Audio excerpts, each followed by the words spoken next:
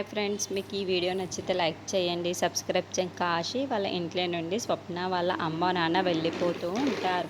అది చూసిన దీప అయితే, స్వప్న మీ అమ్మ నాన్న దగ్గరికి వెళ్ళి అక్షింతలు వేసుకొని ఆశీర్వాదం తీసుకో అని చెప్పేసి అక్కడికి పంపిస్తూ ఉంటుంది. ఇంతలో అక్కడున్న స్వప్న అయితే అమ్మ అని పిలిచి, అమ్మ నువ్వు నన్ను ఆశీర్వదించమ్మా, ఆశీర్వదించకుండానే ఇక్కడి నుండి వెళ్ళిపోతున్నావా అని చెప్పేసి అడుగుతూ ఉంటుంది. ఆ మాటలు వినగానే అక్కడున్న వాళ్ళ అమ్మ అయితే,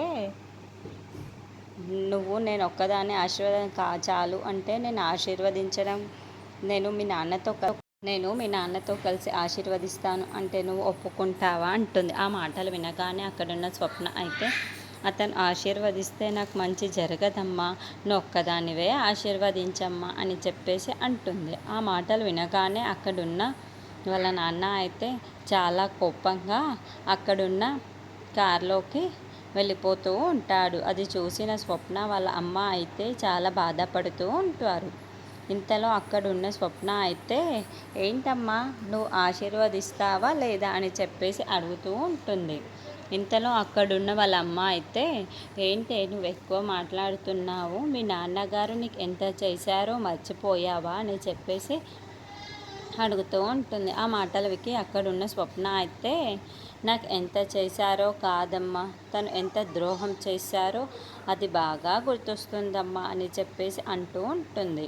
ఎప్పుడైనా నువ్వు నన్ను చూడాలి అనుకుంటే నువ్వు ఒక్కదానివే ఇక్కడికి రావచ్చు, లేదంటే నాన్నతో కలిసి వస్తే మాత్రం ఇక్కడికి రావద్దు అని చెప్పేసి అంటూ ఉంటుంది.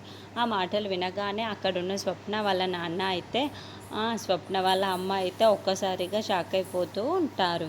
ఇంతలో అక్కడున్న స్వప్న మాత్రం, అమ్మ నన్ను ఆశీర్వదించి ఇక్కడ నుండి వెళ్ళమ్మా అని చెప్పేసి అంటూ ఉంటుంది. ఇంతలో అక్కడ ఉన్న వాళ్ళ నాన్న మాత్రం హారం కొట్టి మరీ పిలుస్తూ ఉంటాడు. అది చూసిన స్వప్న వాళ్ళ అమ్మ అయితే, నేను వెళ్తానమ్మా అని చెప్పేసి వెళ్ళిపోతూ ఉంటుంది. అది చూడగానే అక్కడున్న దీప అయితే, ఆగండి ఎక్కడికి వెళ్తున్నారు